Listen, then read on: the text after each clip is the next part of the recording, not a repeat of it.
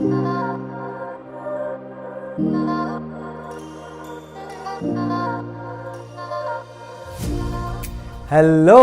Friends, मैं doctor Sandeep जोत आपका स्वागत करता हूं। आज इस हेल्थ सीरीज़ में हम बात करने वाले हैं दूध के बारे में।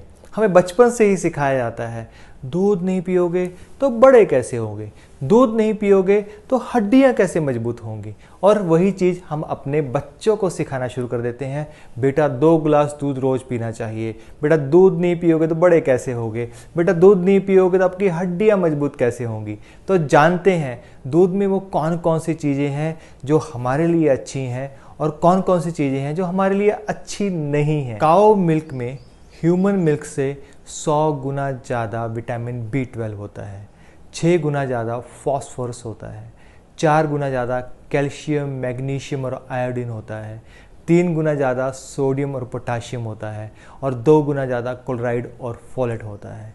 ये सब चीज़ें काऊ मिल्क में ह्यूमन मिल्क से ज़्यादा होती हैं। कैल्शियम है क्या?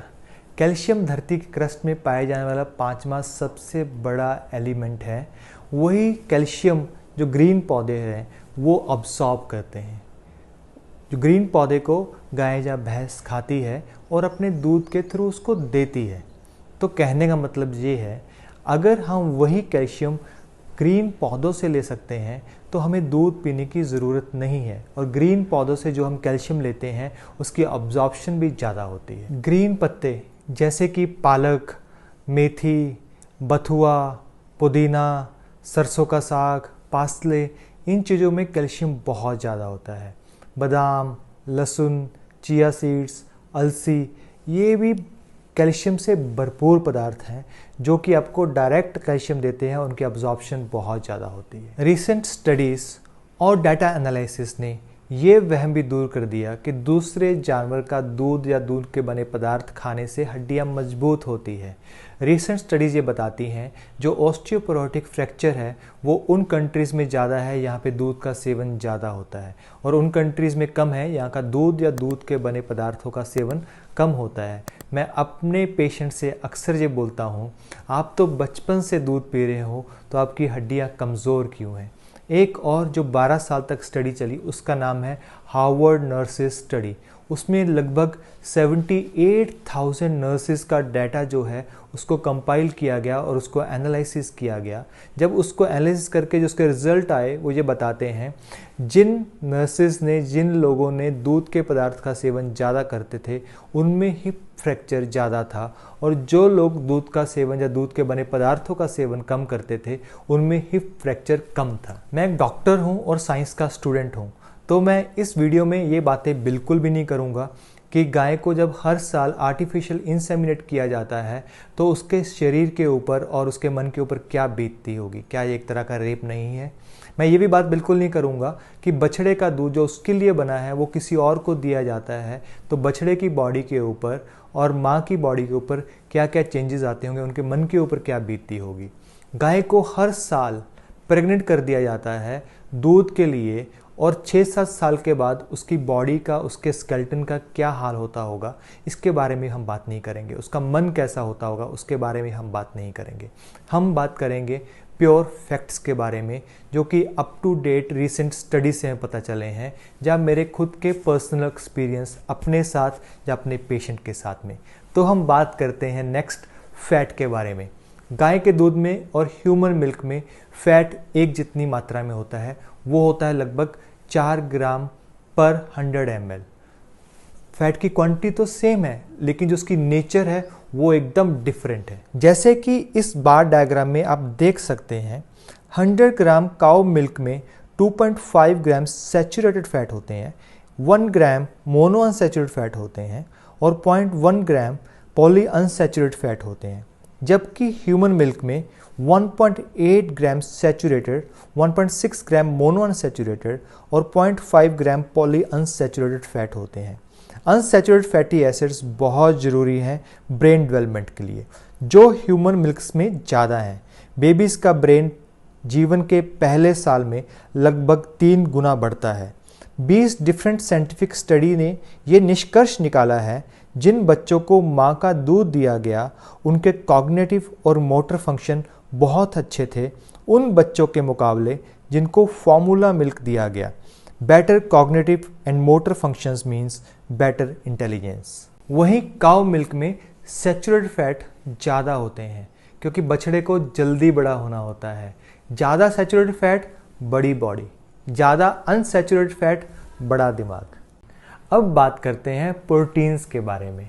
गाय के 100 ml दूध के अंदर 3.3 ग्राम प्रोटीन होते हैं, जबकि ह्यूमन मिल्क के अंदर लगभग 1.3 ग्राम प्रोटीन्स होते हैं। अब प्रोटीन हमें चाहिए क्यों? एक बच्चे का बॉडी वेट डबल कितने टाइम में होता है वो डिपेंड करता है प्रोटीन प्लस एक अमाइनो एसिड होता है जिसको हम बोलते हैं ल्यूसिन। प्रोटीन और ल्यूसिन की मात्रा डिसाइड करती है बच्चे का बॉडी वेट कितने समय में डबल होगा। ल्यूसिन एक अमाइनो एसिड है जो मसल प्रोटीन बनाने में हेल्प करता है। अब ल्यूसिन की कितनी क्वांटिटी मिल्क के अंदर होगी वो डिसाइड करती है जानवर अपना वेट कितने समय में डबल करेगा। चूहे के दूध में लगभग 11 ग्राम पर लीटर ल्यूसिन होता है और 4 दिन में वो अपना वेट डबल कर लेता है। वहीं बिल्ली के दूध में ल्यूसिन की मात्रा लगभग 9 ग्राम पर लीटर होती है, वो 10 दिन के अंदर अपना वेट डबल हो जाता है बच्चे का। वहीं गाय के दूध में जो प्रोटीन होता है वो 3.3 ग्राम्स होता है और गाय के बछड़े को अपना वेट डबल करने के लिए 40 दिन लगते हैं। वही समय ह्यूमंस को लगभग 180 दिन लगते हैं। गाय का बछड़ा हर दिन 700 से लेकर 800 ग्राम बढ़ता है, जो कि ह्यूमन बेबी से 40 गुना ज़्यादा है।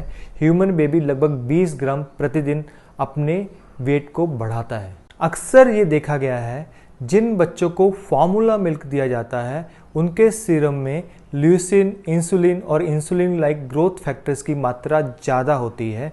इसी कारण उनमें मोटापा और डायबिटीज़ होने के चांस बढ़ जाते हैं। मिल्क के अंदर 2 तरह के प्रोटीन्स होते हैं, एक होता है कैसिन, दूसरा होता है वे प्रोटीन। जो कैसिन होता है उसको डाइजेस्ट करना बहुत मुश्किल होता है और कैसिन से कुछ तरह की ग्लूज भी बनती है। और काउ मिल्क के अंदर जो कैसिन है वो ह्यूमन मिल्क से डबल होता है।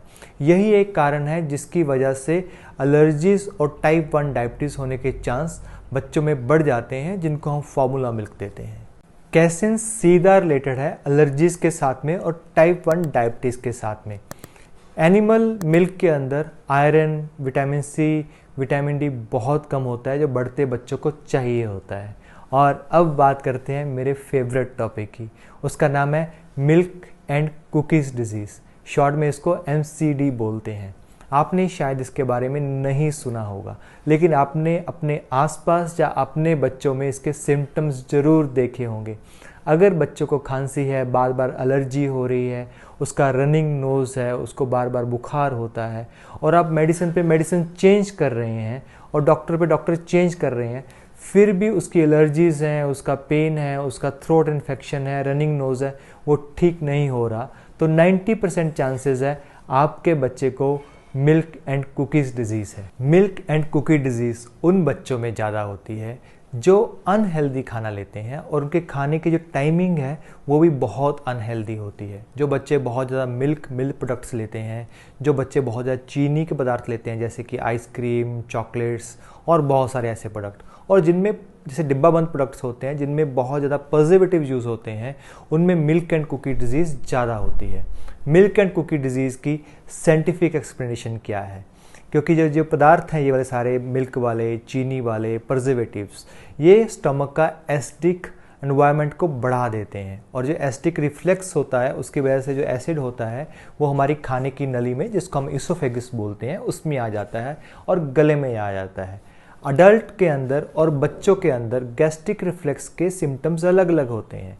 अडल्ट्स के अंदर वो जलन होती है, लेकिन बच्चों के अंदर वो जलन नहीं होती है। उनमें रनिंग नोज़, एलर्जीज़, पेन, खांसी, ऐसी सिम्टम्स आते हैं जिसको हम पेरेंट्स और डॉक्टर्स इन्फेक्शन, एलर्जी और सर्दी का नाम देते हैं। बच्चों में लंबे समय तक मिल्क एंड कुकी डिजीज़ या एसिड रिफ्लेक्स रहने के कारण asthma, bronchospasm, chronic cough, dental problem या इसोफेजियल अल्सर हो सकते हैं।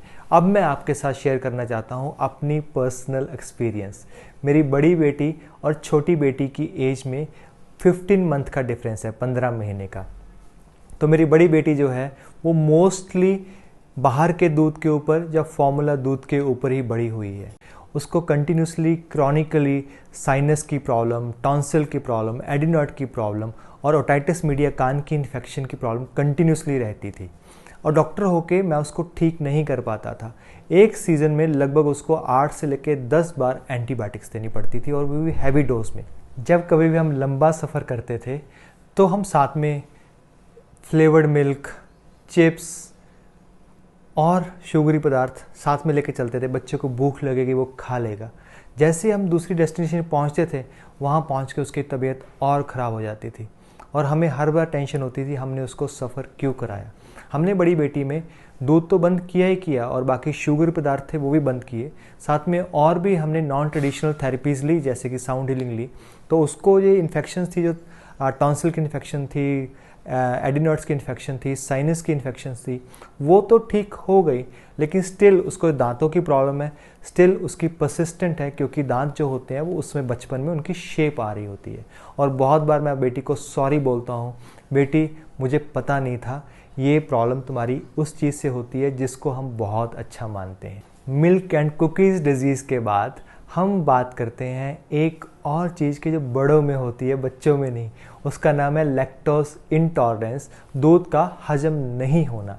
एक्चुअली नेचर ने हमारी बॉडी को इस तरह से बनाया है, जब तक बच्चा माँ का दूध पीता है तभी ऐसे हार्मोन्स रिलीज होते हैं जो दूध को डाइजेस्ट कर सकते हैं।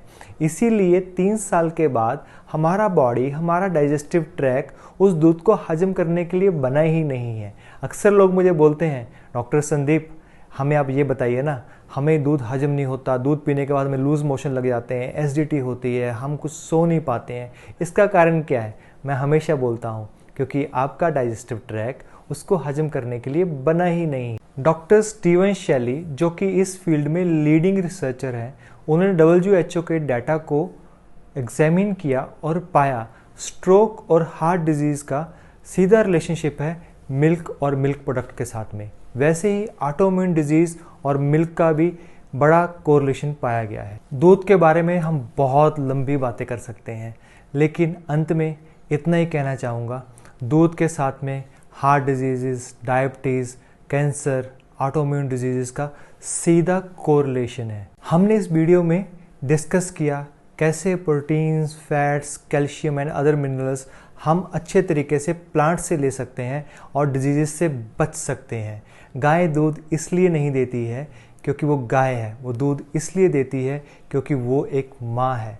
हम गाय को ऑक्सीटोसिन के इंजेक्शन देके 20 लीटर 30 लीटर दूध तो प्रोड्यूस कर लेंगे लेकिन साथ ही साथ हम अपने आने वाली जनरेशन को और अपने आप को बीमारियों और मौत के अंदर ढकेल रहे हैं। बाहर से ऑक्सीटोसिन और एस्ट्रोजन देने के कारण बच्चों में प्यूबर्टी जल्दी आ रही है।